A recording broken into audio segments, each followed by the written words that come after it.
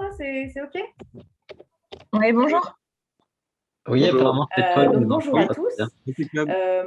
Donc ODIS et le SEHV souhaitaient vous présenter la maison de l'énergie. Il faut savoir que le SEHV est adhérent à ODIS et que depuis plusieurs mois, on entend parler de ce projet de la maison de l'énergie. Et ce projet de la maison de l'énergie a grandement avancé. Et on souhaitait vous partager les avancées de ce projet avant le lancement de l'appel d'offres. Donc, pour vous présenter un projet tel que celui-ci, qui est plutôt, en tout cas, qui a des critères de performance, de confort, on est sur du circulaire, il y a vraiment des choses extrêmement intéressantes dans ce projet-là. Et on s'est dit, on va faire appel à nos architectes préférés, parce qu'on en a plein des préférés, mais qu'on connaît bien, Atelier 4, donc c'est Hugues Giraudy et Dorian Vauzel qui vont animer tout le fil de cette présentation. On a quelques personnes du SEHV puis de la Tech, donc Sandra qui va présenter la genèse de ce projet-là avec Hugues, le maire de la Tech, qui a grandement aussi accompagné ce projet. Donc ils vont nous expliquer c'est quoi ce projet de la maison d'énergie, pourquoi, quelles sont les grandes lignes de ce projet-là. Et puis après, on aura des capsules, ce qu'on a appelé des capsules techniques, thématiques. Une sur le réemploi, une sur les matériaux biosourcés, géosourcés, une sur le confort thermique et une sur le bilan carbone. Donc là, quelles sont les spécificités, c'est des spécificités de ce projet et on va aller un petit peu plus dans le détail et on sera accompagné par des référents un peu plus techniques, donc Julien Darfeuille du SEHV, un David Sina sur le réemploi, Nicolas Rabuel sur le biosourcé et le géosourcé et puis sur le bilan carbone. Donc voilà, on va voir toutes ces thématiques-là. C'est un webinaire extrêmement ouvert. Donc, n'hésitez pas à poser vos questions. Pour poser les questions, idéalement, c'est dans le chat. Et puis après, on vous donnera la parole parce qu'il y a vraiment des temps d'échange de prévus. Donc, n'hésitez pas de mauvaises questions.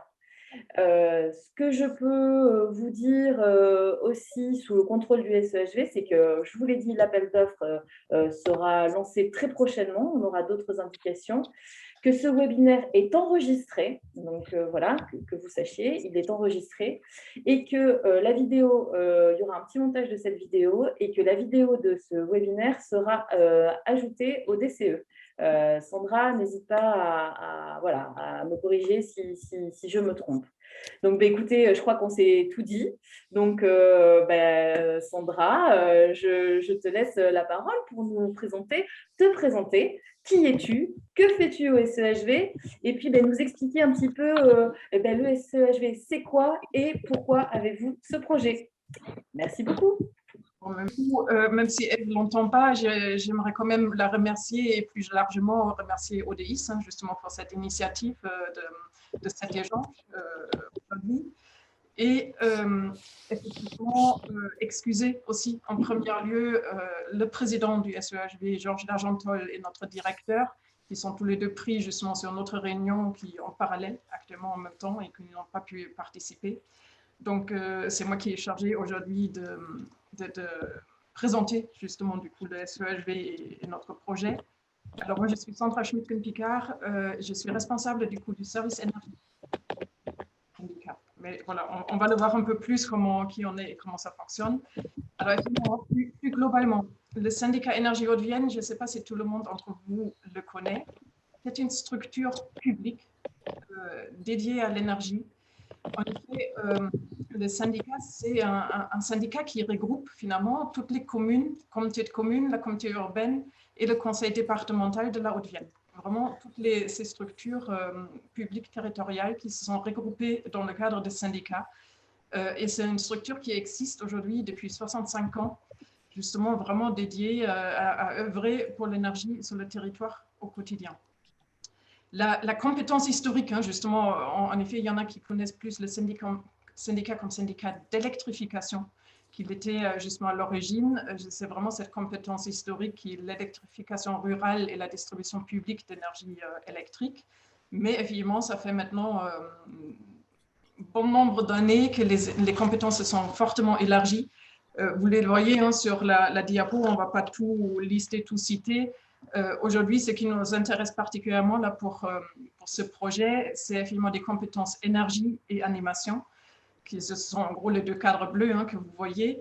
Dans ce cadre-là, alors effectivement, pour la partie énergie, j'en parle le mieux parce que c'est mon service. Ça fait maintenant à peu près 15 ans qu'on accompagne surtout les communes, les comités de communes, mais aussi le conseil départemental, tout ce qu'on peut faire en économie d'énergie et développement des énergies renouvelables sur leur patrimoine. En gros, les bâtiments, éclairage public et tout ce qu'on peut faire dans ce cadre-là. Dans ce cadre, effectivement, on est vraiment à leur côté tout au long des projets. Alors, du premier suivi et identification finalement des économies jusqu'à la réalisation des projets, et dans ce cadre, effectivement, des rénovations et des constructions neuves. Plus largement, aujourd'hui, on intervient effectivement dans la planification énergétique aussi sur cette partie-là et l'accompagnement du coup des plans climat. Et effectivement, bon, alors, quand même en complément, même si on a déjà changé la diapo, c'est le volet animation justement qui nous concerne la majoritairement par rapport à la maison de l'énergie. C'est quelque chose qui existe quand même aussi déjà avant cette maison. Il y a des animations qui sont menées auprès des scolaires essentiellement aujourd'hui, avec une exposition itinérante qui tourne justement entre les différentes communes et aussi des concours à destination des scolaires. Alors, effectivement, dans ces cadres-là, il y a plus de 1000 élèves qui sont finalement sensibilisés à ces sujets chaque année. Et effectivement, c'est quelque chose qui devient très important dans notre action. Alors, justement, là, on arrive sur quelques projets structurants. Peut-être par rapport, on ne va pas rentrer dans tout non plus. Sachez quand même qu'effectivement, même si le syndicat, c'est une structure départementale, elle est aujourd'hui organisée dans une entente régionale qui s'appelle TENAC, justement, avec les autres syndicats de la Nouvelle-Aquitaine. Et par rapport à notre action au niveau départemental, on peut aussi souligner que justement les syndicats d'énergie, aujourd'hui, ils ont une mission de coordination de la politique énergétique à la maille départementale. Et au niveau du syndicat Énergie Hauts-de-Vienne, effectivement, c'est quelque chose, on s'est vraiment pris à cœur de travailler sur ces questions-là avec une stratégie départementale de transition énergétique qui a été élaborée, qui aujourd'hui définit vraiment les grands axes de planification énergétique à horizon 2050, qui était effectivement co-élaboré avec les partenaires et bien sûr surtout les EPCI, les intercommunalités qui sont chargées de ces sujets. Et dans ce cadre-là, effectivement, il y a effectivement tout le volet aussi de mise en œuvre, effectivement, d'un certain nombre d'actions pour pouvoir passer à l'action, et un volet très important, justement, de sensibilisation et d'animation, justement, sur ces projets-là, et pour pouvoir aussi, effectivement, mobiliser, finalement, le citoyen dans toute cette démarche. Donc, effectivement, sur les projets structurants en cours, on a à la fois ces actions de travailler sur le patrimoine des collectivités, on l'appelle la lutte contre les passoires énergétiques, mais plus largement, effectivement, la rénovation énergétique et les bâtiments neufs performants. Dans ce cadre-là, effectivement, on se veut vraiment être exemplaire aussi, du coup, avec notre propre projet de bâtiment.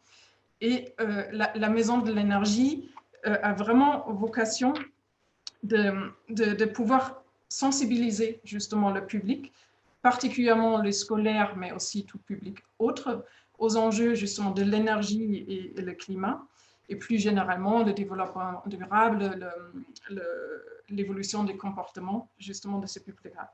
Comme je disais, c'est à la fois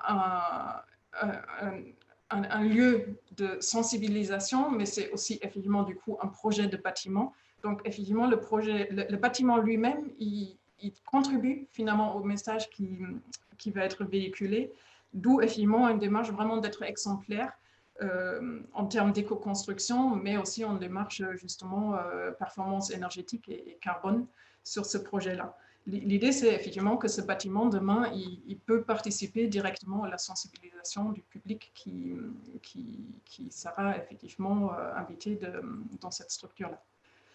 Bon, les autres projets, vous les voyez sur la diapo. Je vous propose, effectivement, on va peut-être directement rentrer dans notre projet de maison d'énergie, de façon à avoir un peu plus de temps pour l'échange derrière.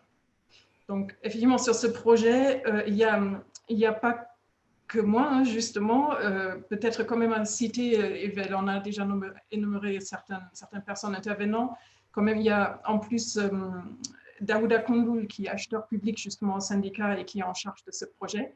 Il participe également, il pourrait éventuellement répondre à certaines questions. Surtout, il y a Hugues Lemaire, justement, à qui je vais passer la parole dans la suite, de la tech, et qui nous assiste justement en assistance à la maîtrise d'ouvrage sur ce projet et qui va vous le présenter justement dans ces grandes lignes. Les architectes, effectivement, Evel en a déjà parlé.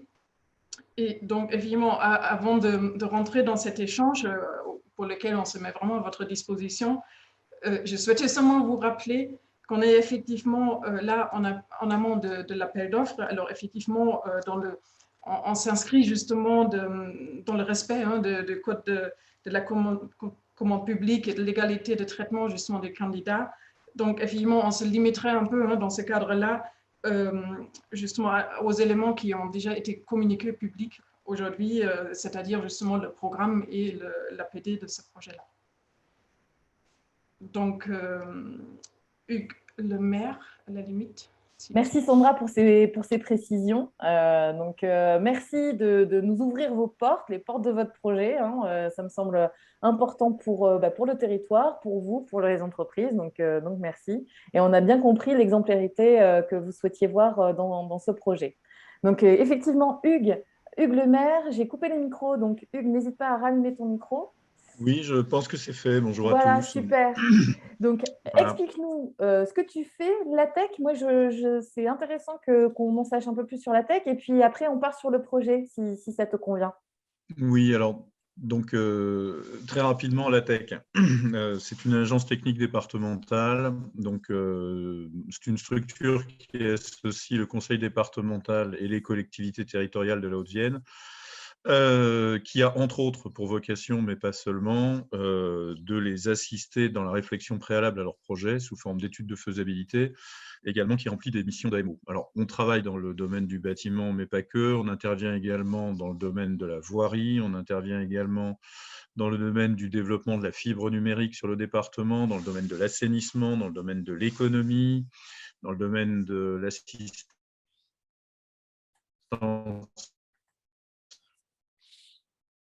au logiciel informatique. Je vais le dire comme ça, on est dans un certain nombre sur des départements en France. On intervient au titre de faire l'interface. Il y a deux choses qui sont importantes dans ce métier. Il y a l'interface et la traduction des besoins du maître d'ouvrage à un moment et de ses souhaits dans un programme, dans quelque chose qui soit compréhensible par des concepteurs. On a un rôle parfois un petit peu, je le dis comme ça, de conseiller et de juge de paix pour rappeler les missions de chacun et vérifier ce que chacun doit faire. Quelque chose d'important dans l'AMO. Donc, il y a ces deux choses-là et on intervient donc, je dirais, en fonction de ces missions. Alors, quelle est la complexité particulière de ce bâtiment? Qu'est-ce qui en est à l'origine? Il y a trois choses. Bon, Sandra l'a rappelé, on est sur un bâtiment qui donc initialement doit répondre à un besoin qui est assez simple finalement. Il s'agit de créer un espace d'animation pédagogique qui donc va regrouper des salles d'exposition, qui va regrouper des salles d'atelier pour accueillir principalement des élèves et des groupes d'enfants constitués.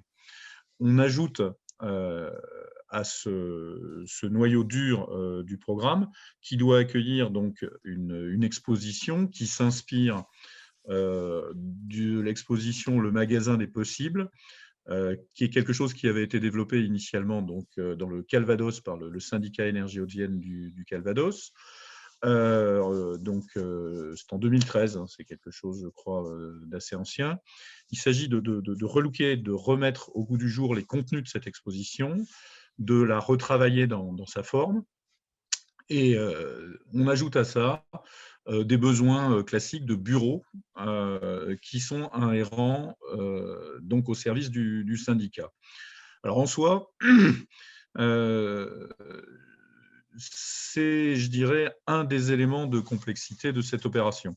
C'est-à-dire qu'à un moment, on a une logique où on doit articuler dans un bâtiment de l'architecture et de la scénographie. Alors, on pourra y revenir par la suite. Donc, vous avez un intervenant spécifique qui intervient sur les volets scénographiques. Donc, Denis Rossian est là. Il pourra détailler, si vous le souhaitez un peu plus, sa mission et son articulation avec la cellule d'architecture. Mais en soi, il faut bien comprendre que c'est un bâtiment. Effectivement, il participe à un moment, comme l'a dit Sandra, de la scénographie. On veut montrer des choses à des publics à travers ce bâtiment. Mais en même temps, il faut bien toujours avoir conscience que ce que les gens vont venir voir, c'est ce qui se passe dedans. Et c'est une part très importante du projet. Et il convient de ne pas la rater dans l'articulation scénographe-architecte. Ensuite, c'est un bâtiment assez simple en termes de besoins fonctionnels. On est sur quelque chose qui fait à peu près, circulation comprise au niveau du programme, 720 mètres carrés de surface utile, donc avec dedans des locaux communs, des salles d'exposition permanentes et temporaires, un atelier scientifique, des salles de réunion et des bureaux, plus des espaces annexes. Donc de ce côté-là, je dirais qu'il n'y a pas le programme en lui-même n'est pas d'une complexité particulière. Il reste assez modeste, entre guillemets, dans sa taille. Alors ensuite, il y a 3 exigences fortes qui se tournent autour de ce programme. Effectivement, la première chose, c'est que ça doit être un bâtiment démonstratif dans sa démarche et pas seulement dans sa performance. Et ça, c'est un point sur lequel il a fallu revenir en permanence aux différentes étapes du projet. Parce qu'effectivement, il s'agit bien qu'il soit support pédagogique, mais en même temps, il y a un souhait fort du maître d'ouvrage de conserver une mémoire de l'élaboration du projet dans sa phase de conception et dans sa phase ensuite de chantier, et des difficultés qu'on peut rencontrer. En soi, la méthode et les questions et les interrogations qu'on peut se poser à chaque phase constituent en elles-mêmes et un support pédagogique pour exprimer les choix qu'on a à faire, les difficultés qui peuvent se poser, et en même temps constituent réellement quelque chose d'important appel à projet, en partenariat avec l'ADEME, d'une part sur le plus c'est moins, et également la région Nouvelle-Aquitaine. Il y a également un troisième volet qu'on essaye d'aborder dans cette opération, qui est le cradle to cradle, le C2C, qui constitue un fondement de l'opération, puisqu'il y a un deuxième élément de complexité qui vient s'ajouter à ce que j'évoquais sur la scénographie, qui est lié au site et aux existants. Donc, Atelier 4 vous présentera ça un peu plus en détail ensuite, mais l'opportunité, entre guillemets, foncière est la seule possibilité à ce jour de développer le projet sur le site à côté des bureaux du SEHV consistait à acheter la moitié d'un bâtiment industriel, un hangar avec une charpente métallique et donc un bardage simple pot, qui était utilisé initialement, je crois qu'il a servi à plusieurs choses, mais notamment un fleuriste. Il y avait quelques frigos. Et la question s'est forcément posée, qu'est-ce qu'on fait de ce bâtiment ? Est-ce qu'on le garde ? Est-ce qu'on le démolit ? Est-ce qu'on a des possibilités de réemploi ? Alors, cradle to cradle, je vois, cradle to cradle, ça veut dire on est dans le recyclage. On essaye de recycler les matériaux du bâtiment pour les réemployer, soit dans le projet, soit éventuellement à d'autres usages. Mais on se met dans une perspective qui est de cycle de vie. On doit pouvoir avoir de la démontabilité, des choses qu'on va construire. On doit pouvoir réemployer ce qu'on a déjà sur site au maximum. Bref, on essaye de faire en sorte de limiter au maximum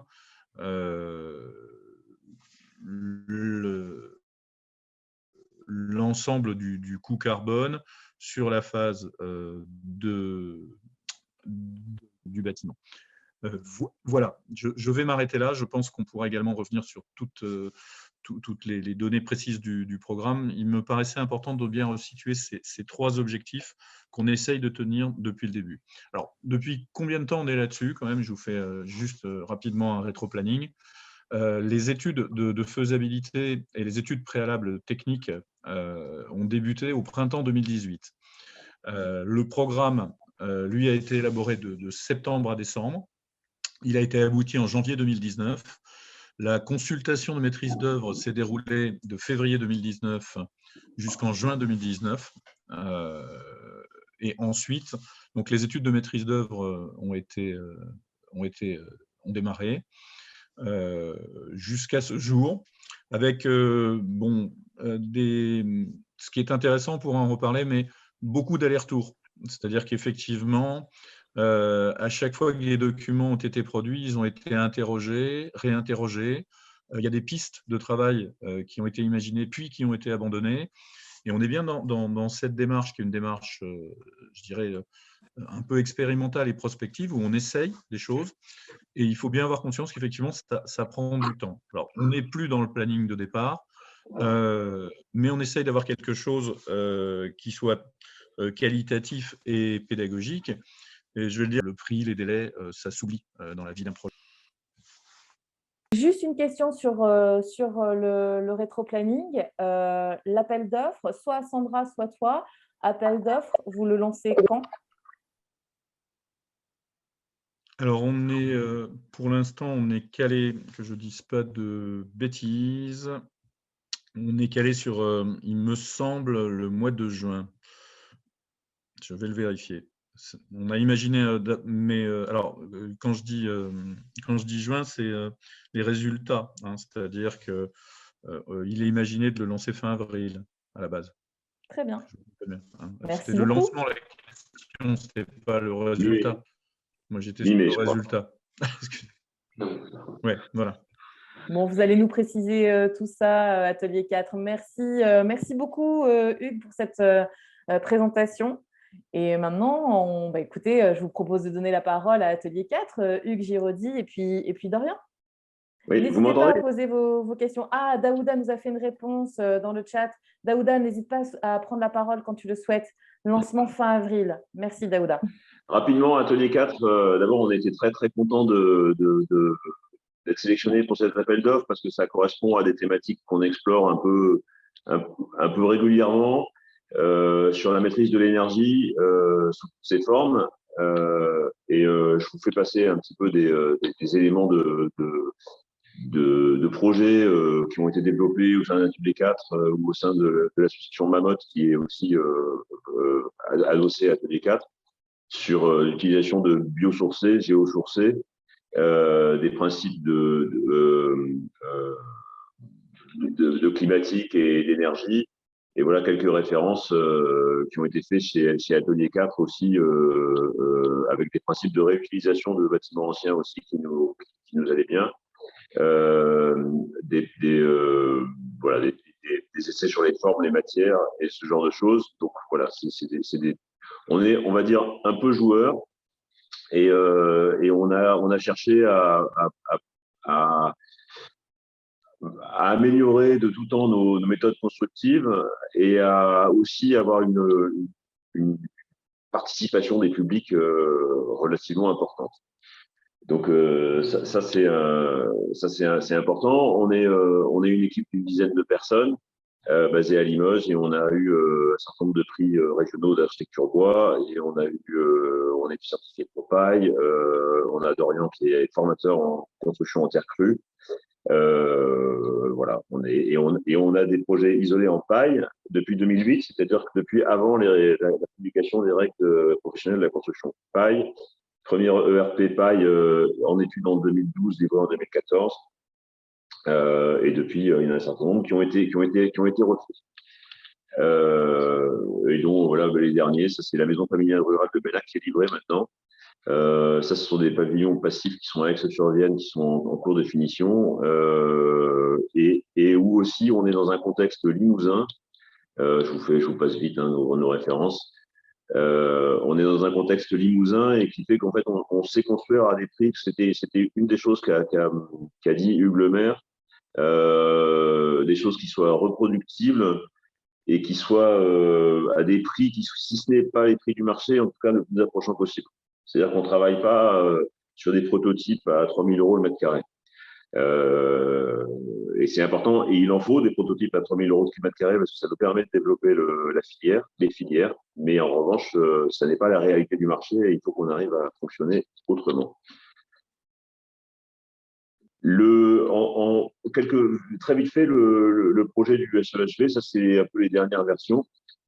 C'est un projet qui est, donc comme le disait pareil Hugues Lemaire, qui a une petite part de bureaux qui sont à l'étage que vous voyez ici, et puis principalement des zones d'accueil du public qui sont tout le rez-de-chaussée. On a, ça c'est un patio intérieur qui n'est pas chauffé, mais qui est aussi inhérent à la programmation, c'est-à-dire que la programmation c'est pour les accueils des élèves, qui puissent, des classes pour beaucoup aussi, et qui puissent avoir un espace de pique-nique protégé des intempéries et du soleil. Ça, c'est une perspective sur la grande salle de réunion, la grande salle d'exposition, avec une exposition permanente. Et peut-être, est-ce que tu pouvais partager ton écran, Dorian? Dorian va partager son écran et va vous présenter, avant que je reprenne la main, le projet. Alors, j'en profite, pendant qu'on a ce petit point technique, on a le bureau d'études Emery qui a participé aussi au projet. J'en ai pas encore parlé. Donc, Dorian, Hugues, si vous voulez laisser la parole à un moment à Julien. Ma grande faute, on n'est évidemment pas tout seul. On a 3 partenaires sur ce projet qui apportent toutes leurs connaissances et qui sont super pour ça. On a Emery, qui est un bureau d'études structure, mais Julien Fournier, qui est présent, je crois, pourra peut-être le présenter un peu plus longuement, mais qui est notamment spécialisé dans le bois, qui est un très bon acteur dans le bois. On a Cité 4, qui est notre bureau d'études fluide, qui s'occupe de tous les systèmes d'électricité, de chauffage, de ventilation. Et on a, qui plus est, qui est un bureau d'études énergétiques, qui nous a fait sur ce projet, on va en parler tout à l'heure, les analyses du cycle de vie et les simulations thermiques dynamiques. Le projet que vous voyez survolé ici, on a un bâtiment existant, on va en parler aussi assez rapidement, qui est le fameux bâtiment dont parlait Hugues Lemaire aussi, c'est le moitié de ce bâtiment industriel. Et on a choisi de s'implanter dedans. Tous les espaces d'exposition sont dans ce bâtiment à l'intérieur, en rénovation de ce bâtiment. Et on a mis une petite aile neuve en R+1. On a des bureaux à l'étage, et puis on a les espaces d'accueil et une salle de réunion, enfin des espaces connexes au rez-de-chaussée. On est globalement orienté plein sud. Ça a été une des grosses discussions, une des grosses itérations aussi sur le projet, puisqu'on avait proposé au départ des orientations différentes, parce que l'orientation de la sud a des avantages et des inconvénients, on verra sur la partie énergétique. Mais il y avait aussi une volonté d'image de l'architecture, c'est de la maîtrise de l'énergie, mais ça n'est pas que de la maîtrise de l'énergie, et c'est aussi de la communication en l'occurrence. Donc il fallait un projet qui se voit de la rue, et ça a été aussi un des arguments pour le positionner ici, puisqu'on voit en bas à gauche de votre écran, c'est la rue, non, je le nom, mais c'est la rue du Châtenay. Pour ceux qui connaissent Limoges, on est en haut. On est vers Beaubreuil, quand on remonte du Palais-sur-Vienne, on est carrément pratiquement arrivé en haut de Beaubreuil, à côté de la nouvelle voie qui va vers la ZAC de la Grande Pièce. Peut-être passer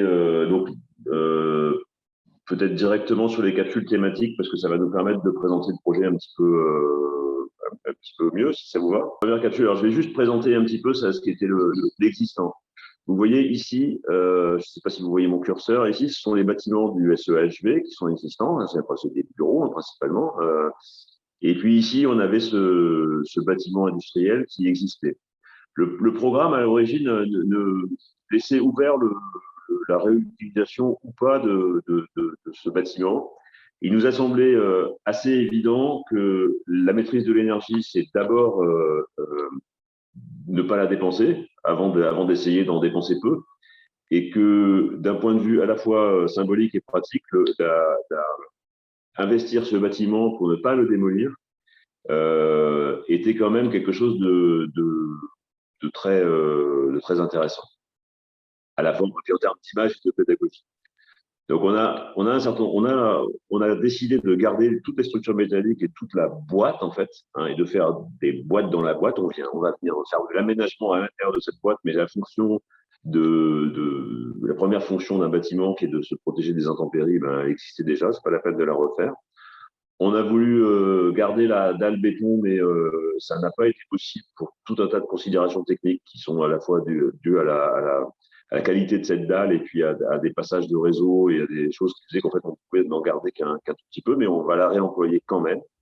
On a ces fameuses portes de frigo qui étaient les frigos des chambres froides.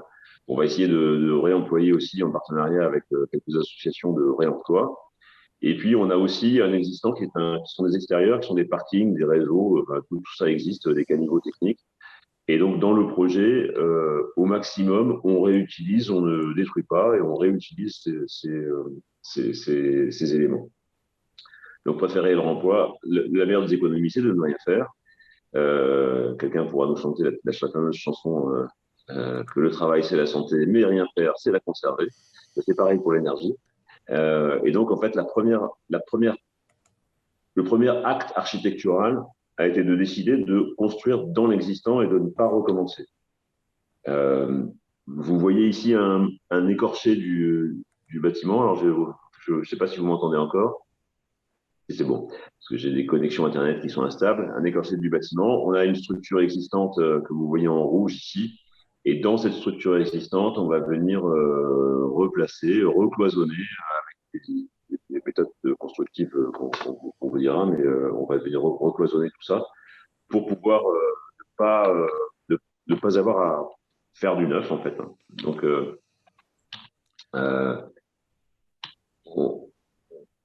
on va investir les toitures. Alors, en gros, pour résumer, la structure primaire et secondaire du hangar est conservée à 90%. Le bac acier des façades, comme en fait on a des façades sur lesquelles on va venir se réinvestir, il n'est pas conservé à 100%, mais juste à 40%. En revanche, la couverture est conservée à 100%. Tout ce qui est enrobé, donc les enrobés, l'asphalte, hein, les parkings, est conservé à 80%. Et 100% des réseaux enterrés sont conservés. Ce qui n'est pas conservé est au maximum réutilisé. Donc, tout ce qui est gravat de démolition va être réutilisé, notamment en structure de chaussée et en structure sous les nouveaux planchers. Et puis, on va essayer de réutiliser au maximum les éléments de structure et les portes isolantes des chambres froides. C'était un bâtiment qui était relativement vide, donc il y a par définition relativement peu de choses à récupérer dedans puisqu'on conserve le bâtiment. Merci, merci Hugues. Qu'est-ce que ça signifie moi, j'attaque sur une question et puis comme ça, David pourra rebondir. Qu'est-ce que ça signifie pour les entreprises aujourd'hui de dire on a une partie réemploi? Alors, les entreprises sont généralement peu… Alors, les entreprises, elles ont besoin de certitude. Et donc, elles sont beaucoup plus facilement amenées à casser et refaire parce que c'est plus de certitude dans les temps de tâches, les temps de travail et donc la rentabilité de l'entreprise qui est important. Et quand on est en réemploi, c'est comme quand on est en rénovation, on a quand même une forme d'incertitude. Ce qui fait qu'en fait, en réemploi, actuellement, c'est beaucoup plus le milieu, mais David va pouvoir nous en parler, c'est beaucoup plus le milieu associatif qui s'en empare que le milieu des entreprises. Il y a quelques exceptions parce qu'il y a quand même des filières qui commencent à se structurer, et notamment le réemploi des granulats de déconstruction. Puisqu'il s'avère que le réemploi peut être une économie pour l'entreprise aussi. C'est-à-dire qu'elle a moins de matériaux à évacuer du projet et et moins de matériaux à en ramener puisqu'ils vont réutiliser sur place. Il y a Nathalie qui pose une question, du coup, et après, moi, je pourrais intervenir après sur le fait que, est-ce que vous avez été accompagné par une structure spécialisée sur le réemploi? Est-ce que... Non. Enfin, on considère qu'on n'est pas spécialisé, mais on a quand même quelques expériences dedans. Mais non, on n'a pas eu de PE spécialité. Et en fait, et la stratégie de, comment dire, de mise à disposition des matériaux, pas que de stockage, mais de mise à disposition des matériaux, qu'est-ce que vous avez envisagé pour l'instant? Pour l'instant, on a envisagé que c'était les entreprises de terrassement qui seraient en mesure de faire le concassage des gravates d'évolution et des réutiliser. Donc, Ok. on n'a pas eu une mise à disposition parce que ça pose des problèmes juridiques, effectivement, qui sont les mêmes dans le bois local ou ce genre de choses. C'est la mise à disposition d'éléments de matériaux de construction pour d'une entreprise à une autre est toujours un problème.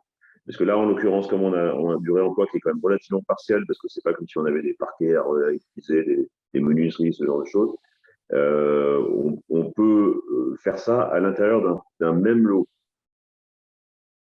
D'accord. Et donc, Nathalie, elle s'arrête pas. Donc, du coup, comment, en fait, mais elle a raison parce que pour le coup, c'est par rapport à ce que vous disiez tout à l'heure, par rapport aux entreprises qui peuvent être plus ou moins sensibilisées, plus ou moins formées à ces questions-là.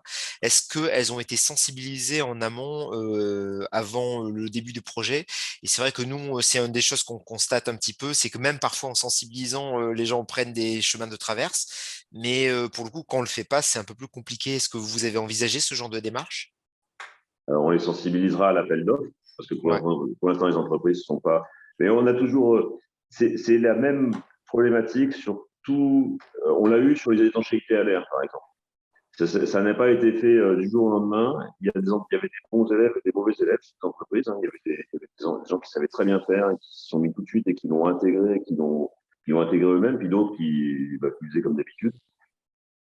Ça, c'est de la gestion du chantier, beaucoup, hein, mais je pense que en fait, dans l'appel d'offres, c'est la façon dont on va aussi écrire l'appel d'offres qui va permettre de le faire. Et puis, ça reste de l'humain. Hein, donc ça, c'est quand même, c'est la bonne et la mauvaise nouvelle, mais c'est quand même une bonne nouvelle. En fait, ça reste le rapport humain pour qu'on explique les choses. Merci. Alors, avant de poser la question de Kevin, David, sur le réemploi, Alors, vous avez... je vais donner quelques éléments et si tu me stops au moment où tu trouves que c'est un peu trop long, mais je vais Non, tu essayer, vas faire court. je vais faire, mais je vais faire court, je vais faire court.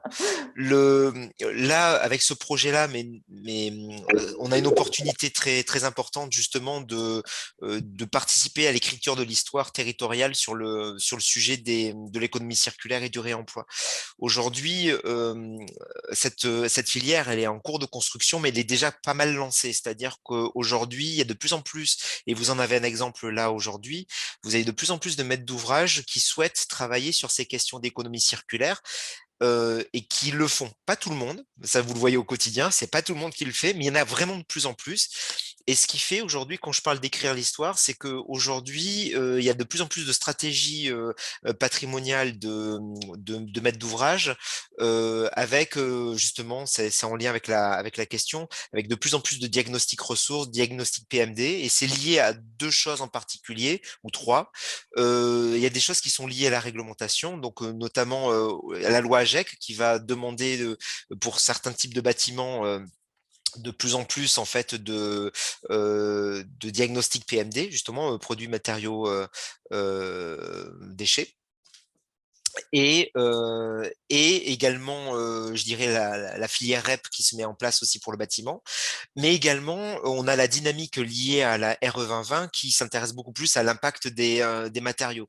Donc aujourd'hui, on regarde les matériaux très différemment, ce qui fait qu'aujourd'hui, les modes de construction sont en train de changer en fait de manière plus massive que ce que ça n'a été. Donc vous avez une présentation de gens qui ont été un petit peu précurseurs dans les modes de construction, mais aujourd'hui, ce qui était précurseur il y a quelques années commence à rentrer dans une nouvelle phase. Et c'est pareil pour la question du réemploi. Et donc aujourd'hui, on a une filière qui se construit avec plein de gens qui avancent petit à petit, donc des maîtres d'ouvrage qui sont, pas tous, mais en tout cas un certain nombre, notamment sur le territoire du 87, qui sont en train de se préparer et qui ont envie d'y aller. Donc vous allez voir des appels d'offres petit à petit qui se mettent sur le sujet.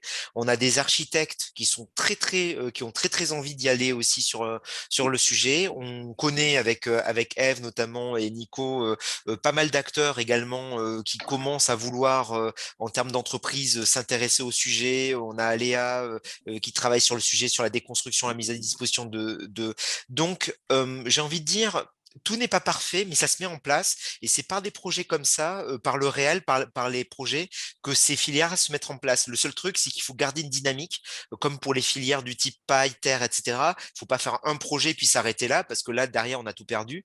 C'est garder une certaine dynamique dans ces filières-là.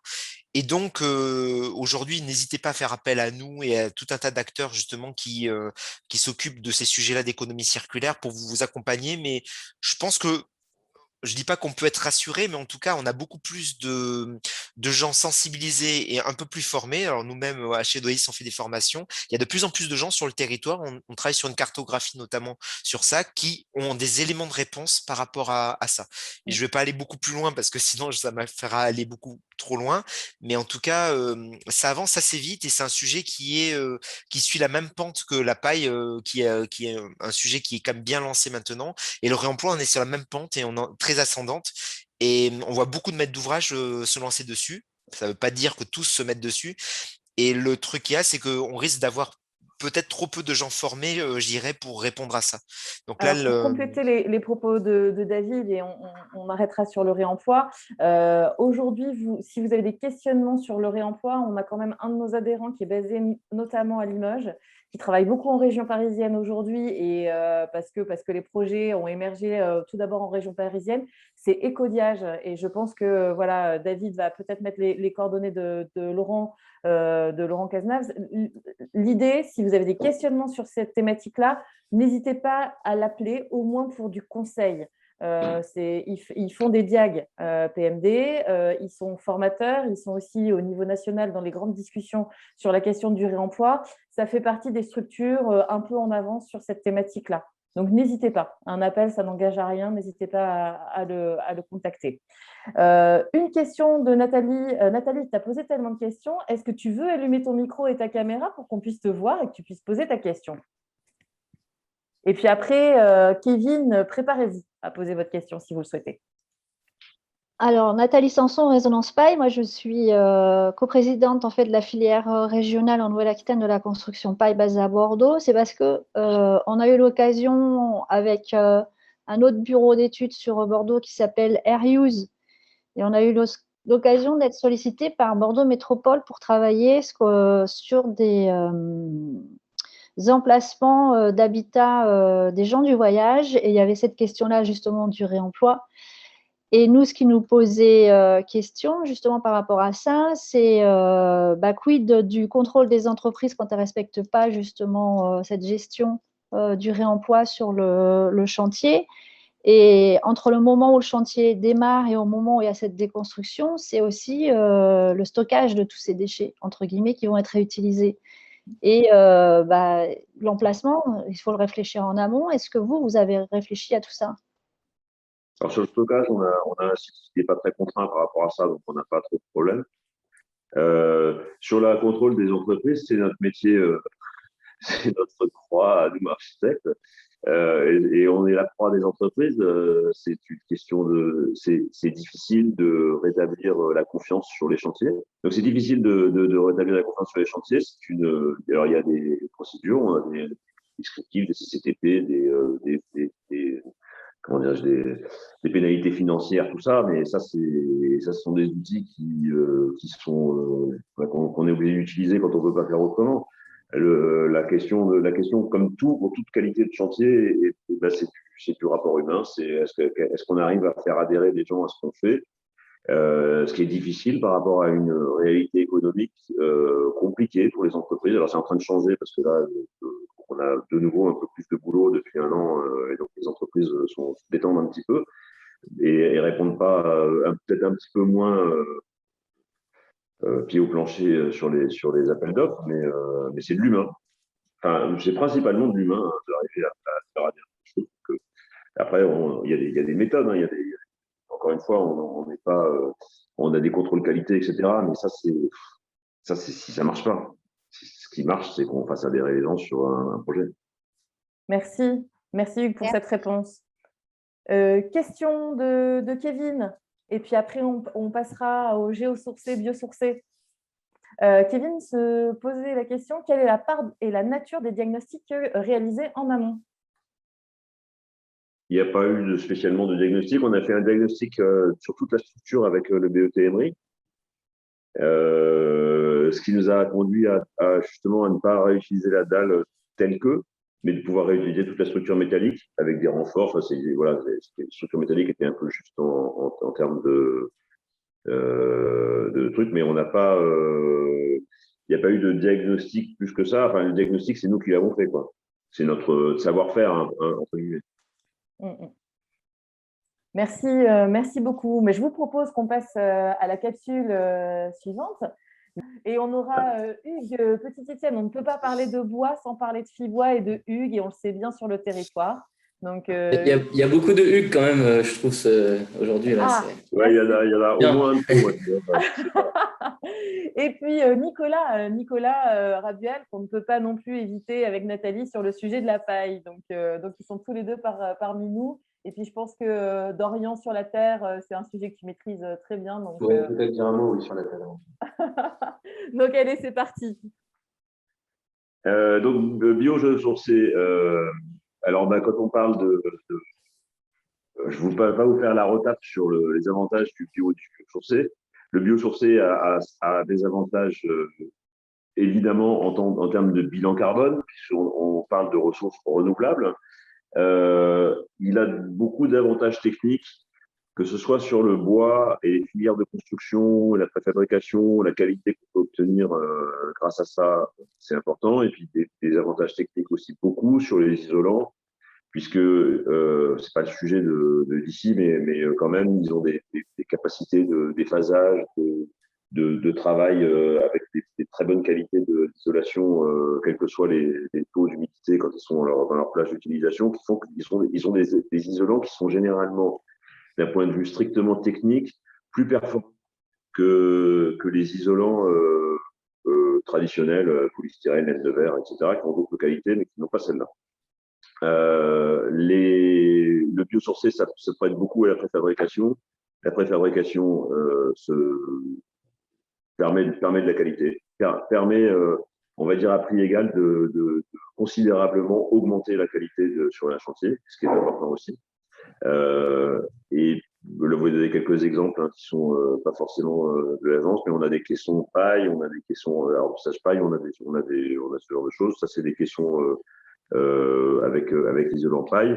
Le bois étant une ressource renouvelable, mais malgré tout une ressource. Donc, on a aussi une réflexion, on pourra en parler de l'économie. C'est pas parce que c'est du biosourcé qu'il faut. Mais c'est très bien d'utiliser du biosourcé, mais c'est pas parce que c'est du biosourcé qu'on ne peut pas faire une réflexion sur l'économie d'usage de matière. Juste pour reprendre ce petit slide, pour un peu contextualiser le propos de toutes les parties, là, les enveloppes que vous avez en léger marron, ocre, représentent donc les enveloppes isolantes du projet, les enveloppes périphériques. Nous avons deux types d'isolants, un isolant combustible et on va dire technologique et peut-être moins vertueux que la paille, qui est le verre cellulaire. Pourquoi? Parce que nous devons gérer une mitoyenneté sur cette opération-là. Et donc, forcément, on a des contraintes de coupe-feu et autres qui sont un peu compliquées à traiter avec un isolant biosourcé. Tout le reste des enveloppes qui sont sur les façades sud et les autres façades avec orientation solaire sont des structures bois avec un isolant biosourcé. Pour la partie isolation, les ouvrages que vous avez sur le plan anti-foncé sont des ouvrages de masse qui vont permettre de capter et de conserver et la fraîcheur et la chaleur. Et donc ces éléments-là, eux, ont été imaginés en terre pour des raisons simples, c'est que ça a les mêmes propriétés qu'un ouvrage de ciment qui aura la même masse, entre guillemets, sans l'impact carbone. Je ne repasse pas sur la démonstration des avantages de la construction en atelier, la préfabrication. Évidemment, c'est aussi un temps de chantier qui est diminué, donc des coûts qui sont diminués, un impact environnemental durant le chantier qui est diminué aussi.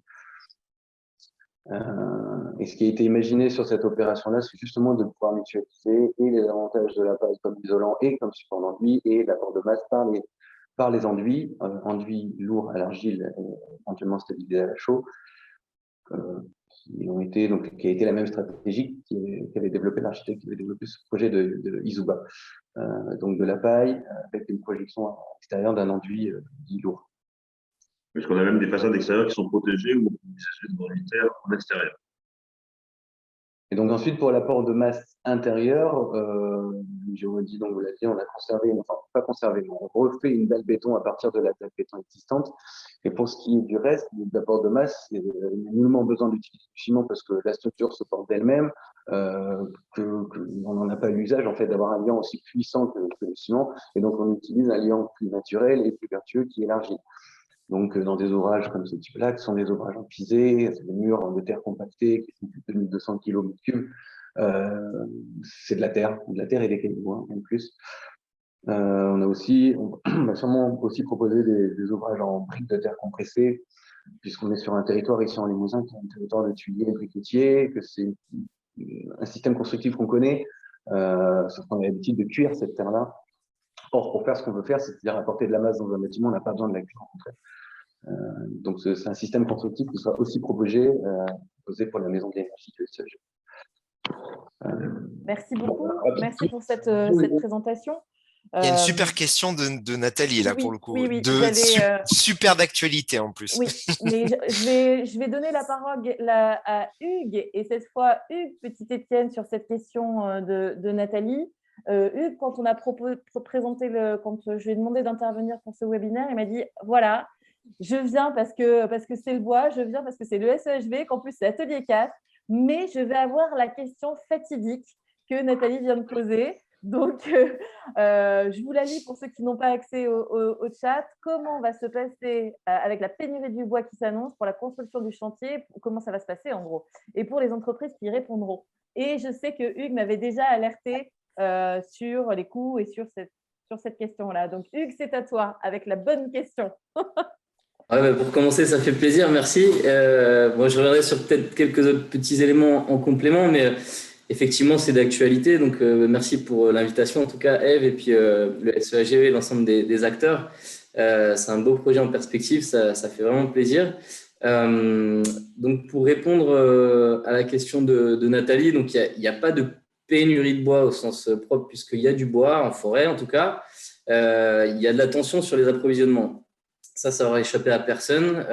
C'est pas réservé au bois. Il y a des phénomènes équivalents pour d'autres matériaux comme l'acier, comme le PVC, avec des augmentations des prix, des augmentations des délais.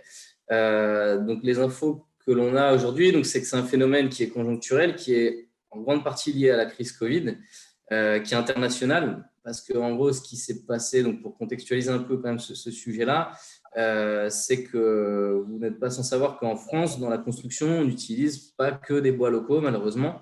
Il y a aussi beaucoup de bois d'import. Et donc, ce qui s'est passé, le premier impact, c'est que ces bois d'import ont été attirés par des marchés plus offrants, avec un boom de la construction de bois qu'il y a eu aux États-Unis, au Canada aussi, des relations internationales entre ces deux pays qui ont été compliquées, un boom de la demande de bois aussi en Chine. Vraiment un contexte international qui fait que, sans parler de la RE 2020, il y a eu une explosion des demandes en bois, notamment de sciage. Et donc, des acteurs européens se sont orientés vers les plus offrants et qui avaient l'habitude d'approvisionner les négoces français ou en direct. Ce sont un peu… on n'a pas forcément très bonne réputation en termes de business aussi, de manière caricaturale en France. Donc, avec des normes et plein de choses assez contraignantes qui ne sont pas forcément… ce ne serait pas forcément le cas dans d'autres pays. Donc, en fait, la première issue, ça a été de se rapatrier sur les bois locaux. Donc, c'était une bonne chose. Sauf que, en fait, les scieries françaises sont actuellement à peu près 110% de leur capacité de production. Donc, on a un blocage à ce niveau-là actuellement. Donc, les perspectives par rapport à votre projet, il y a plusieurs choses. Déjà, c'est que ce contexte est conjoncturel et devrait se stabiliser. Le syndicat des scieurs national explique que quand même, avant le mois de juin, ça va rester probablement tendu. Ça risque de se débloquer par la suite parce qu'il y a des investissements en cours, parce que les relations internationales vont probablement évoluer. Donc ça, c'est une première chose. La deuxième chose, c'est que c'est vraiment, enfin, je rebondis un peu sur les propos de Hugues, l'occasion aussi de voir un peu que notre ressource n'est pas inépuisable et que, enfin, même si là, pour le coup, on a la ressource, on a le problème de la capacité de la transformer. Donc, en fait, le bon bois au bon endroit, c'est une réalité. On a la chance quand même en région Nouvelle-Aquitaine et en France d'avoir une diversité de matières, d'essences qui est assez grande. On utilise principalement du résineux, des essences qui sont voilà, très compétitives sur le marché, mais c'est peut-être aussi l'occasion de replacer d'autres essences, même parmi les résineux. Voilà, je ne vais pas tous les citer, mais on a parmi les résineux plus de 3 essences localement, qui sont le pin maritime, le Douglas, l'épicéa. On a aussi pas mal de feuillus. Il y a 50% de la ressource forestière régionale qui est feuillue. Donc des essences comme le châtaignier, le hêtre qui peuvent être utilisées en aménagement intérieur aussi. Donc ça va être une première piste à mon avis à explorer, où c'était peut-être pas forcément les habitudes, bien que on sait qu'Atelier E4 et Hugues a toujours aimé voilà, placer ces feuilles-là, mais c'est vraiment une des solutions. Donc ensuite, le fait d'optimiser la matière, effectivement, donc ça c'est le rôle du bureau d'études, structure. Le bureau d'études Emery qui a été cité, c'est un rôle très important. L'entreprise aussi, d'optimiser cette matière, voilà, pour avoir une économie de la matière. Et donc, bon, a priori, ce phénomène conjoncturel va se passer au deuxième semestre. Et puis, on a cette possibilité d'aller travailler peut-être sur des essences un petit peu moins en tension que les essences résineuses actuellement. Voilà. Et du coup, j'ai beaucoup parlé sur ce sujet-là. Est-ce que tu me laisses quand même une minute pour parler du reste? Voilà, donc en complément de ça, je voulais, voilà, enfin, je l'ai déjà fait, mais remercier vraiment l'ensemble des acteurs. Moi j'ai bien aimé la démarche parce qu'on a été sollicité par l'AMO, donc Hugues Le Maire, la Tech 87, très en amont, aussi parce ils ont compris que c'était un projet ambitieux, ça se prépare, il faut pouvoir identifier les acteurs. Donc ça, c'est l'idéal. Nous, on est là pour ça, Fitbois Nouvelle-Aquitaine, un peu comme ODIS, pour faciliter le sourcing, la mise en relation. Et puis ensuite, le SEHV, bien évidemment, avec ses ambitions fortes là, sur ce projet, qui nous ont encore associés, avec cette précaution d'avoir du bois local et pas que du bois, mais d'aller plus loin. Donc ça, c'est important aussi. On aura l'occasion de retravailler avec l'ensemble des acteurs sur ce projet-là, dans ce sens-là. Et après, ce qui est important aussi, c'est que on parle du cradle to cradle, donc le côté renouvelable, réemploi, recyclage, c'est aussi effectivement, même si le gisement pour ce projet-là en bois peut être du bois neuf, il faut avoir à l'esprit que le bois est propice vraiment au recyclage, au réemploi. Au sein de la filière, déjà, ça fonctionne comme ça. Il n'y a pas de déchets dans la filière bois aujourd'hui, tout est valorisé. C'est-à-dire que pour faire du bois d'œuvre, on destine une partie des produits connexes à l'industrie du papier, du panneau ou de l'énergie. Et puis, des bois en fin de vie peuvent aussi être revalorisés en panneaux, par exemple, de contreventement. Ça, c'est une réalité actuelle. Et puis, on peut essayer d'aller plus loin en essayant d'imaginer peut-être des assemblages moins compliqués à démonter en fin de vie, ou peut-être des essences avec moins des bois avec moins de traitement pour faciliter le remploi en bois énergie, par exemple. Voilà, c'est des choses que Atelier 4 a forcément à l'esprit, mais sur lesquelles il y a des choses vraiment intéressantes. Voilà, pour rebondir un peu sur le cradle to cradle. Et je m'arrête là. Par contre, s'il y a des questions, ne pas hésiter. Et voilà, et merci pour cette invitation. Merci beaucoup, merci pour ta présence et puis ta précieuse intervention. On en connaît un petit peu plus sur cette question-là. N'hésitez pas à appeler Fibois.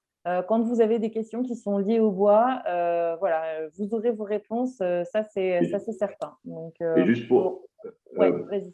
Ève, si je peux ajouter un truc sur l'utilisation du bois, la paille a des utilisations prometteuses en paille porteuse ou en paille autoporteuse, qui sont un peu compliquées à mettre en œuvre encore sur des ERP, et on n'est pas allé jusque-là, on y a pensé, parce que ça nous permet de faire moins… Bon, il y a toujours des compromis technico-économiques et temporelle aussi à trouver dans un projet. Donc, on n'est pas allé jusque-là là-dedans, mais je pense que supprimer le bois d'ossature à l'intérieur des murs paille est une piste qui est évidemment très prometteuse. Merci beaucoup. Tu me permets de faire une transition parce qu'en plus, on a un appel de Nathalie Sanson qu'on connaît bien, hein, qui a beaucoup travaillé avec Nicolas Rabuel sur la filière paille, qui dit, bon, bah, alors comment la filière régionale peut vous accompagner? Nous, on est là pour vous aider, en gros. Hein. Donc, Nathalie, si tu veux ajouter quelque chose. Et puis Nicolas, vous pouvez peut-être allumer vos micros, vos caméras et vous pouvez peut-être nous parler de ce trio, bois, paille et puis terre, et pourquoi la paille en quelques minutes? Alors, moi, par rapport à Résonance Paille, nous, ce qu'on fait, c'est en fait, on transmet les appels d'offres au réseau avec les entreprises qui sont adhérentes et qui ont passé la ProPaille. Ça permet aussi d'échanger et de montrer aussi aux entreprises qu'il y a du marché et qu'elles peuvent répondre. Et ce qu'on fait aussi, c'est aussi de permettre le regroupement d'entreprises qui hésitent encore d'aller vers la construction paille. Et souvent, et qui ne se sentent pas encore légitimes d'aller vers la construction paille parce qu'ils ne sont pas assez gros, entre guillemets, mais nous, ça nous permet de communiquer là-dessus. Et ça permet aussi de travailler avec tous les professionnels du bâtiment pour leur montrer que c'est possible et qu'il y a un réseau qui est là pour les accompagner, aussi bien pour les former et aussi bien aussi pour sécuriser l'approvisionnement, puisqu'on a fait un état des lieux de la production agricole. On travaille à peu près avec une trentaine d'agriculteurs à l'échelle de la Nouvelle-Aquitaine. Donc, nous, ça nous permet aussi, derrière, en amont du projet, d'expliquer aussi la construction paille. Ça se travaille en amont, ça se travaille sur un projet global avec toutes les entreprises et qu'elles puissent se former surtout. Merci pour ces précisions. Donc, n'hésitez pas. Je ne sais pas si tu veux rajouter quelque chose, Nicolas. Bon, bonjour à toutes et à tous. Je n'ai pas grand-chose à rajouter, non. Nathalie a dit l'essentiel. Après, chez ODIS, on va s'attacher à ce que les projets trouvent les bons interlocuteurs en fonction du besoin aussi. Il y a aussi de nouvelles choses qui arrivent pour la rénovation, notamment avec les matériaux biosourcés qu'on accompagne. Et puis voilà, donc sur ce type de projet, l'idée, c'est vraiment de faciliter l'usage de ces nouvelles pratiques qui sont vraiment des nouveaux savoir-faire et qui nécessitent l'adaptation à toutes les échelles du projet, mais ça a été bien présenté. Et donc là, on est à disposition pour cela. Voilà. Donc, n'hésitez pas. On vous enverra une petite restitution avec la présentation, puis les coordonnées de toutes ces personnes. Et puis, il y a un petit message d'Aïcha qui dit « Waouh, c'est passionnant ». Donc, Aïcha, c'est la responsable communication au sein du SEHV. Et elle est en charge aussi de tout ce que nous a évoqué Sandra et Hugues Lemaire, cette fois, sur la partie pédagogique. Et il y a cette sensibilisation de ce public scolaire. Et donc, tout ce que vous dites en tant que professionnel, ça intéresse grandement Aïcha. Donc voilà, elle a pris des notes, je crois.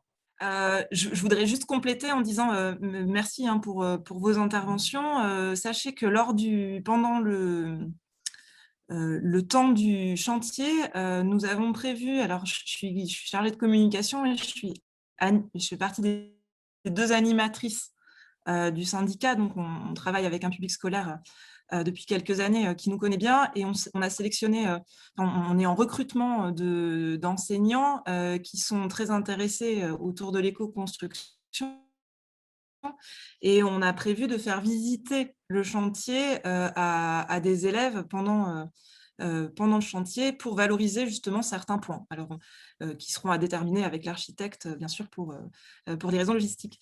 Mais voilà, merci pour tout ça. Et sachez aussi qu'on a prévu en termes de communication de faire un reportage le long du chantier, et ça sera notamment un point fort de notre première exposition temporaire dans les espaces même de la Maison de l'Énergie. Voilà, un petit complément. Merci, mais qui concerne aussi les sujets d'après. C'est ça. Alors, c'est ce que j'allais vous dire. On va passer au sujet d'après parce qu'il nous reste 20 minutes pour traiter le confort thermique et le bilan carbone. Et puis je voudrais, je pense que Marc avait une question tout à l'heure, donc ça serait bien qu'on y réponde. Donc, je vous propose de continuer. Confort thermique. Hugues, c'est à toi. Il ne faut plus être biosourcé, il faut qu'on soit synthétique maintenant, c'est ça? C'est ça. Confort thermique. Donc, confort thermique, je fais ici l'AS. On a, on pourrait même dire confort hygrothermique, ou confort d'ailleurs, au sens beaucoup plus large du terme. Confort thermique, il est d'abord lié à l'isolation. Et on a ici des coupes type du projet, où on voit la paroi isolée ici. On a ici des murs extérieurs qui sont des murs paille avec enduit intérieur et extérieur. On a des sous-faces de plancher qui sont comme le veut les règles de construction de paille, ne peuvent pas être isolées en paille puisqu'on est sur du plancher, donc on est isolé en ouate de cellulose. Voilà. Et puis on a une volonté d'essayer de mettre de la paille hachée en isolation des combles. Et puis on a ici c'est de toute la partie existante. Vous voyez l'enveloppe existante et on vient créer dans l'enveloppe une autre boîte isolée où on va être principalement isolé en paille. On a des murs mitoyens où on a des degrés coupe-feu et ce genre de choses à avoir où on est en verre cellulaire qui est un matériau qui est très bon à beaucoup de points de vue sauf pour le bilan carbone, donc on en parlera après, mais le biosourcé c'est bien dans 90% des cas. Il y a quelques cas d'utilisation où on n'a pas d'équivalent en performance technico-économique. Et donc, on n'est pas non plus des gens complètement fermés à ça. Donc, on a un bâtiment qui va être très bien isolé, puisqu'on a une enveloppe continue qui a des très, très bonnes capacités d'isolation. Donc ça, on n'est pas trop mauvais là-dessus et c'est relativement simple. Ce qui est un peu plus compliqué dans le confort thermique, ça va être de voir le confort d'été. Et le confort d'été, il va être meilleur si globalement, je l'ai dit, si on apporte de la masse à l'intérieur du bâtiment et si on contrôle les apports solaires. La masse va être amenée par pas mal d'éléments différents. On a des murs de masse ici. Ici, on a des murs à l'étage, on a des murs en briques de terre crue. Et puis après, on va amener de la masse au niveau des planchers et au niveau de la surface de toiture, avec des éléments, notamment ici en haut, avec une chape de terre crue, puisqu'on n'a pas de contraintes mécaniques particulières ici, donc on peut aller avec de la terre crue directement, qui va être entre la structure et l'isolant, et qui va apporter cette masse. Donc ça va nous permettre de gérer la masse et les déphasages. Enfin, je vais un peu rapidement. Et après, on a un dernier élément qui est ici, qui sont des espèces d'étagères qui vont permettre oui, on a un zoom sur la phase d'après, qui vont permettre vous voyez l'azimut du soleil l'été et l'hiver, et puis donc qui vont permettre de briser les apports solaires directs en plein été. Et au rez-de-chaussée, on a géré ça par des bords de toiture qui vont nous permettre aussi d'avoir des isolants, des enduits directement, des enduits de terre, puisqu'on est protégé, donc on va pouvoir avoir des enduits de terre intérieurs qui vont améliorer notre bilan carbone, mais ça, on va en parler dans la capsule suivante. On parlait des procédés itératifs, le maire aussi a parlé de temps de chantier. On a essayé plein de trucs en fait, et puis on les a testés un petit peu. Ça a été un peu long, ça n'a pas toujours été facile, mais voilà, le projet il a pris pas mal de formes différentes et c'est aussi ces analyses techniques qui l'ont fait. On a plusieurs études techniques qui sont les études d'approvisionnement, c'est-à-dire quelle énergie on choisit parce qu'il faut quand même qu'on chauffe le bâtiment et puis qu'il y ait quand même de l'énergie. Il y a la simulation thermique dynamique et puis le calcul E plus C moins. Alors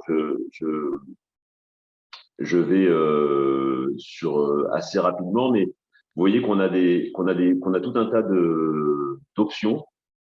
Et on avait la difficulté n'était pas tellement le confort d'hiver, c'est plutôt le confort d'été. C'était un bâtiment qui avait, dans les premières simulations, avait des surchauffes relativement importantes. Et on a testé tout un nombre de trucs pour limiter les heures de surchauffe. Et là, vous voyez sur ces traits bleus, c'est sur chaque option, on a le nombre d'heures dites d'inconfort par an sur les différentes options. Et on a utilisé, par exemple, il y a une option pluie provençale qui nous permettait de supprimer nettement les heures d'inconfort, mais qui avait un coût d'investissement important et un coût de fonctionnement pas négligeable non plus. Et du coup, ça n'est pas forcément cette option. On arrive toujours à un compromis. Et donc, on arrive dans nos trucs à quelques heures d'inconfort par an, mais ça a été jugé acceptable. On fait des répartitions par zone des besoins de chauffage. Donc, on voit aussi qu'on a des besoins de chauffage qui sont plus importants dans les zones en réhabilitation, ce qui est assez logique, c'est notamment parce qu'on a beaucoup moins d'apports solaires, mais c'est aussi lié à la forme du bâtiment et à sa fonction. Parce que les zones d'expo ne sont pas des endroits forcément très éclairés. On a un graphe qui est intéressant, ce qui est les déperditions, par où se passent les déperditions. Et donc, on voit bien que l'enveloppe est assez bonne, puisqu'on est par les planchers, les toitures, etc., ça représente à peine, enfin, ça représente environ 40% des déperditions, et que le très gros des déperditions, il se passe par le renouvellement d'air.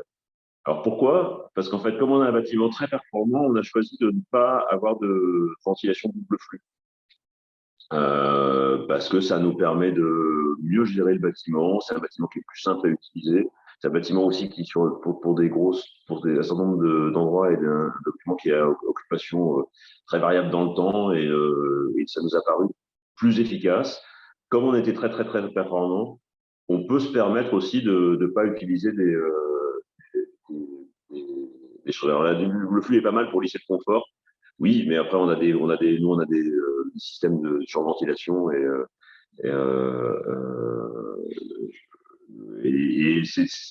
tout est une question de curseur et de là où on met les curseurs. On a aussi un budget à respecter et on a des budgets de fonctionnement à respecter. L'absence de double flux, ça va permettre de moins mettre de tuyaux, ça coûte moins cher à l'investissement et ça coûte moins cher à l'entretien. Je suis allé assez vite, Ève, mais on peut peut-être, parce que j'étais pressé, mais on va laisser la parole à Julien Darfeuille, si tu veux bien peut-être compléter ou voilà. Non, je rappelais que voilà, justement, le SEHV était exigeant sur ce projet-là parce que c'est vrai que notre service énergie conseille les collectivités dans leurs projets de rénovation et de construction.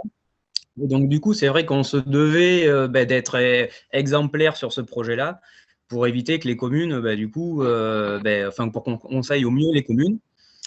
Et du coup, on avait demandé justement toutes ces études-là de simulation thermodynamique, parce que c'est vrai qu'on s'est rendu compte avec le recul sur les projets de rénovation et de bâtiments neufs que maintenant, chauffer le bâtiment, c'est plus un problème, c'est d'éviter justement qu'il y ait des inconforts en période estivale. Et donc, du coup, on a fait cette demande-là au bureau d'études de faire la STD, la simulation thermique dynamique. Et en fait, ce résultat-là se base sur une étude avec une température de confort à 28 degrés. Nous, on a demandé justement à ce que cette température de confort soit descendue à 26 degrés pour être vraiment sûr d'éviter les temps de surchauffe. Donc, on a vraiment poussé le curseur jusqu'à son maximum pour essayer de trouver des solutions justement qui sont viables et qui nous permettent derrière d'avoir des performances et un confort optimal. Donc après, voilà, je peux rajouter que on a quand même fait plusieurs simulations. Après, comme l'a dit Hugues, c'est un choix aussi financier qui a fait qu'on n'a pas forcément non plus choisi la solution la plus performante. Et il y avait aussi l'impact carbone. C'est vrai que le puits canadien avait un avantage certain, mais nécessitait aussi de retourner un peu plus de terre et de refaire un peu de voirie derrière. Mais bon, après, c'est sur la capsule suivante qu'on va peut-être plus évoquer ce problème-là. Ce qu'on peut aussi évoquer, c'est qu'il faudra avoir on va dire une vérification sur le chantier, parce que c'est vrai que une étude théorique, donc forcément, il y a on va dire des cas particuliers qui vont pas être simulés, d'où cette façade un peu sud là qu'on a fait retravailler pour éviter ces surchauffes. Et voilà, ce que je voulais dire, c'est que pendant le chantier, il va falloir aussi veiller à ce que tous ces paramètres de simulation soit respectée, que les entreprises jouent le jeu justement pour installer vraiment et mettre en place correctement tous les matériaux, les isolants pour éviter justement tout ce qui est pont thermique, pour éviter justement des problèmes de déperdition et justement de surchauffe. Donc, je ne sais pas si ça a été clair, mais… Ici, c'est très clair. Merci, merci beaucoup, Julien, pour ces compléments. Je vous propose de passer. Si vous avez des questions, oui, je voulais juste rajouter une précision, Eve, si tu le permets. Aujourd'hui, on travaille avec des scénarios climatiques qui sont différents de l'horizon de vie du bâtiment. Ça veut dire qu'à un moment, on espère que ce bâtiment il va vivre suffisamment longtemps pour répondre aux exigences thermiques sur une période plus longue que ce qu'on a aujourd'hui en matière de simulation et de logiciels. Et donc, on le constate aujourd'hui avec des bâtiments qui ont été construits il y a 50 ans et qui sont toujours en service. On est confronté à des problèmes qu'on n'avait pas imaginés à l'époque. Et dans cet exercice de climatique et de confort d'été, il ne faut jamais perdre de vue qu'il faut qu'on ait des bâtiments qui soient suffisamment évolutifs pour répondre sur le long terme à des scénarios climatiques qui seront probablement beaucoup plus contraignants que ceux qu'on a dans les modèles aujourd'hui. Donc, il y a une notion de plan B à avoir pour, je vais le dire comme ça, mais hélas, mais je pense qu'on n'aura peut-être pas le choix. Imaginez qu'un jour, ces bâtiments devront faire l'objet d'un rafraîchissement, qui soit adiabatique, qui soit par le biais d'un groupe froid, etc. Mais il faut se mettre dans une perspective long terme et surtout qui corresponde à la durée de vie du bâtiment. Voilà ce que je voulais ajouter sur ce sujet. Merci pour ce complément important. Effectivement, l'évolutivité des bâtiments, c'est un vrai sujet. C'est un vrai sujet. Je vous propose qu'on passe à la capsule bilan carbone. N'hésitez pas à poser vos questions. Et puis Marc, moi, je n'ai pas oublié votre intervention tout à l'heure. Donc, si vous êtes encore connecté, on vous laissera la parole. Oui, donc le bilan carbone, alors confort thermique et bilan carbone, c'est deux camarades, puisqu'ils sont dans la démarche du référentiel EC- et de la RE 2020. Ils sont liés. Alors, juste pour dire qu'on est a priori, selon le niveau de photovoltaïque qu'on mettra, on est a priori E4 sur donc le meilleur bilan. Alors, sur le bilan carbone, on a aussi un peu à la demande pour un côté pédagogique, à la demande du SEHV, étudier différents matériaux de construction, puisque la façon dont on construit impacte fortement le bilan carbone.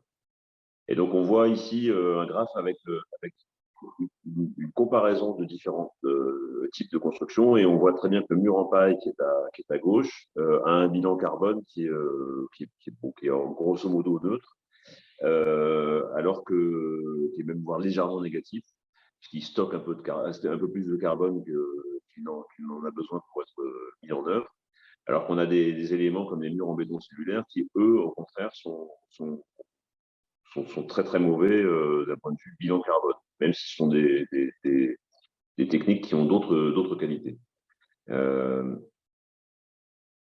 On a ici le poids des contributeurs sur le réchauffement climatique. C'est-à-dire que sur un cycle de 50 ans, c'est tout ce qui va être émetteur d'énergie grise, en fait, de carbone. Et on voit que la construction du bâtiment reste quand même excessivement majoritaire dans le bilan carbone de ce bâtiment. Pourquoi? Parce que justement, il est extrêmement performant dans sa consommation énergétique de tous les jours. Donc une fois qu'il sera construit, il dépensera très très peu d'énergie.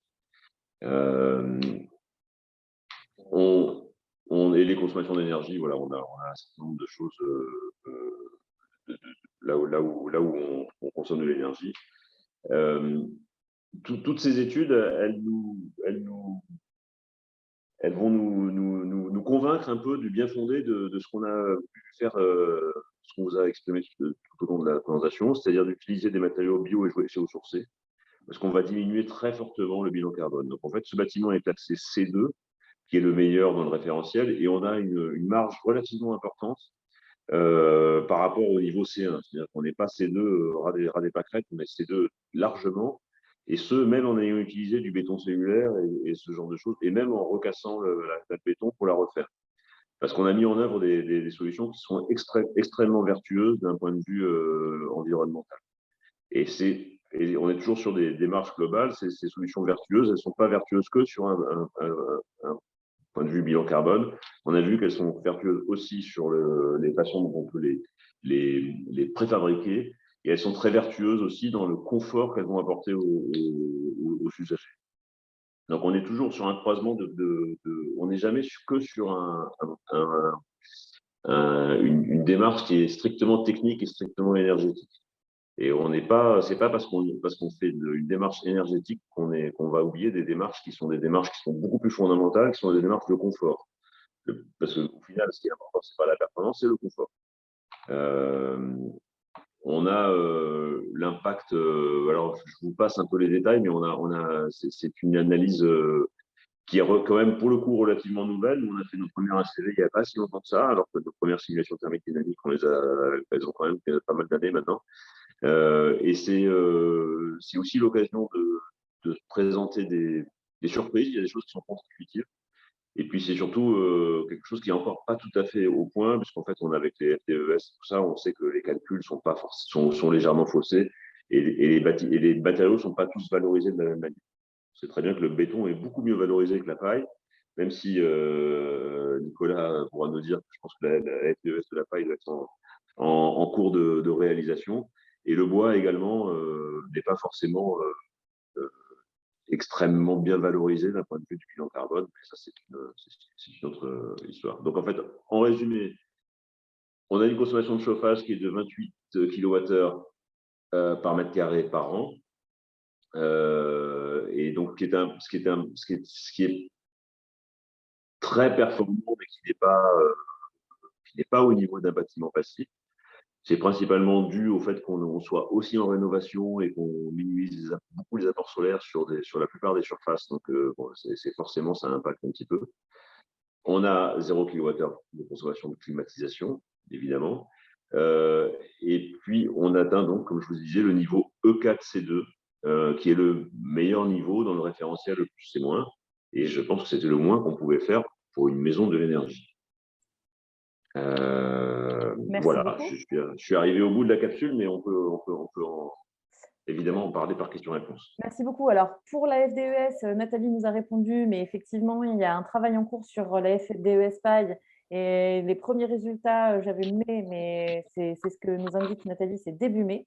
Pour revenir sur la paille, Nicolas nous a dit tout à l'heure dans un message que ça pouvait être aussi intéressant d'utiliser de la paille hachée en plancher bas. Donc, si vous avez besoin d'informations, n'hésitez pas à appeler, à contacter Nicolas. On vous transmettra les coordonnées de toutes les personnes présentes sur la question de la paille et particulièrement de la paille hachée.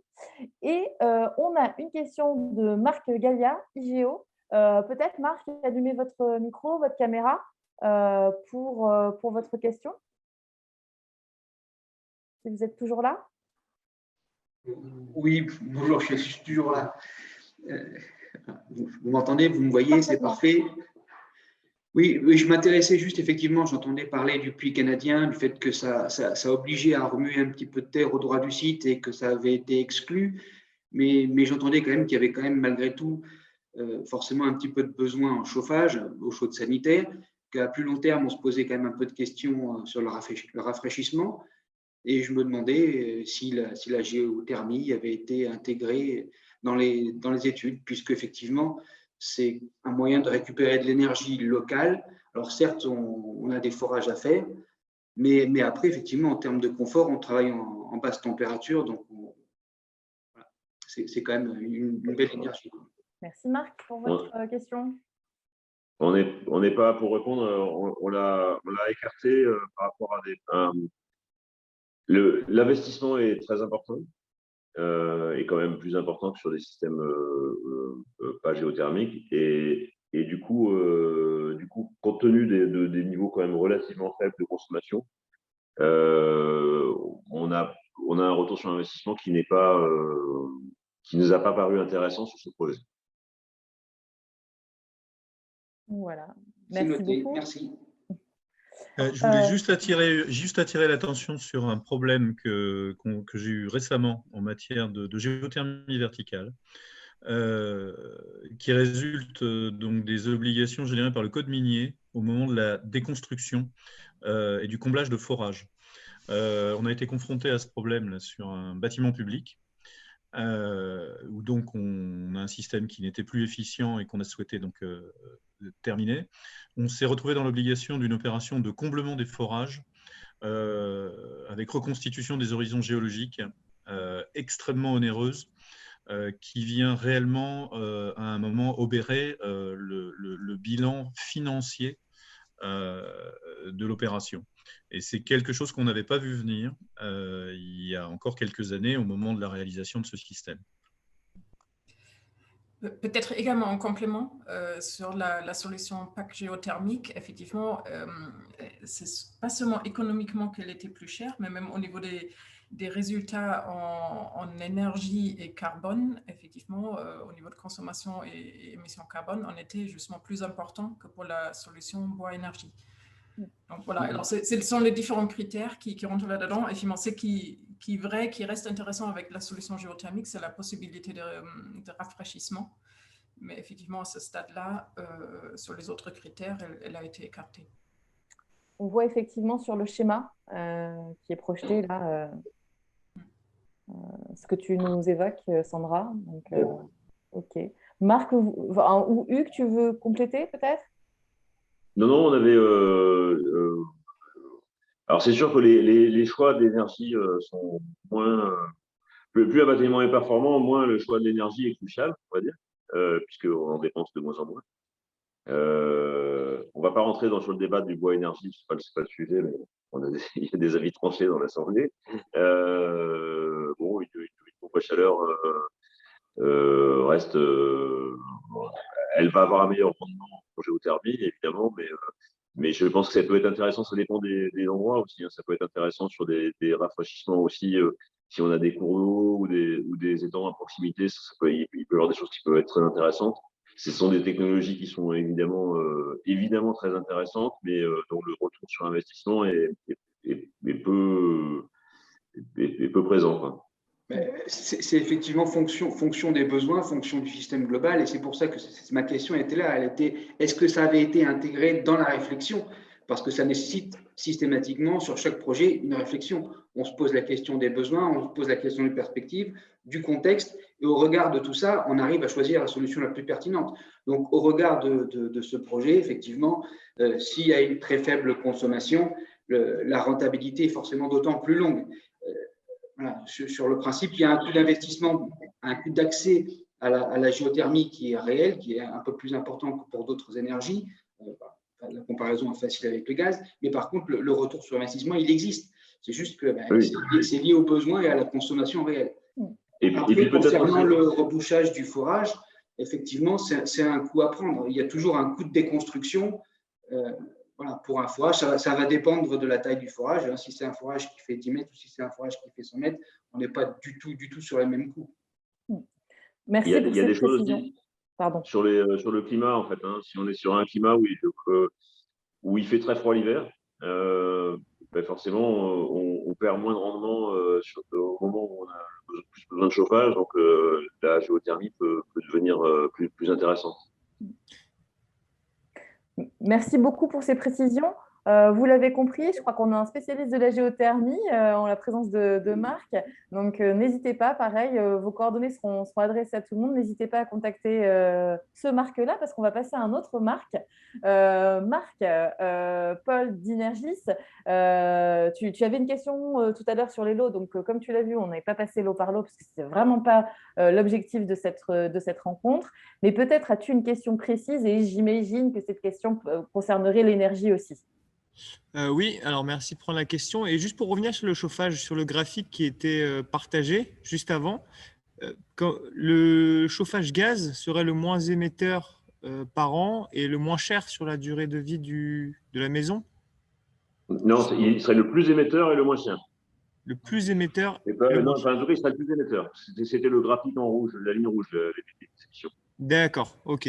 Ok, d'accord. C'est pour ça que je voyais pas ça. Le coût global. Et le moins cher à l'investissement. Les moins chers, sur maintenant. Ok, merci. Okay. Et donc, pour en revenir, oui, sur les appels d'offres, mais ça, je pense qu'on pourra se renseigner directement auprès du SEHV. Comment c'est organisé? J'imagine que le maître d'œuvre va lui-même ensuite redistribuer les lots. Enfin, quelle est un peu l'organisation concrète? Ouais. C'est du marché public. Je vais te répondre. Donc, les lots ne sont pas forcément totalement arrêtés. Mais enfin, il y aura un lot charpente au Saturbois. Il y aura certainement un lot enduit et terre crue. La paille sera certainement intégrée au lot Saturbois. Voilà. D'accord. Et donc, si on a des questions sur ces lots et sur la maison SEHV en général, de maison d'énergie, il faut contacter Atelier 4 ou il faut contacter le SEHV? Alors, Daouda, on va peut-être, Daouda ou Hugues Lemaire ou Sandra, on va peut-être vous laisser répondre à cette question-là. Vous m'entendez? Oui, super, merci Daouda. On ne te voit pas, mais on t'entend. Bonjour Marc. Donc Marc, la consultation sera publiée sur notre profil acheteur. C'est la plateforme AWS. Je ne sais pas si vous connaissez. Oui. Marchépublic.fr. Et tous les échanges devront se passer via cette plateforme-là. Donc vous serez bien sûr informé. Le maître d'œuvre ou moi-même, je vous appellerai lorsqu'on aura publié les marchés pour vous dire que les marchés sont publiés. Et si vous avez des questions, vous pouvez naturellement les poser via la plateforme. Comme vous le savez, nous sommes obligés de rendre les questions et les réponses publiques dans le cadre d'une consultation. D'accord. Donc, on procédera ainsi. Je vous remercie. Merci. C'est un autre débat de savoir qu'on passe par Amazon pour publier les trucs. Mais ça, et dans le bilan carbone et le bilan sociétal, c'est des questions qu'il faut se poser aussi. Mais bon. Heureusement qu'on n'est pas passé par OVH. Non, je rigole. À voir. Plus typique à la tech française. Bon, mais écoutez, merci beaucoup à tous. Y a-t-il des questions, des remarques? Daouda, merci pour ces précisions. En tout cas, nous, ce qu'on peut vous dire, c'est qu'on on a pris des notes, on vous enverra la présentation que vous ont faite et Dorian et Hugues. Donc, on vous enverra tout ça. Le SEHV diffusera son appel d'offres, vous l'avez compris. Donc tenez-vous au courant.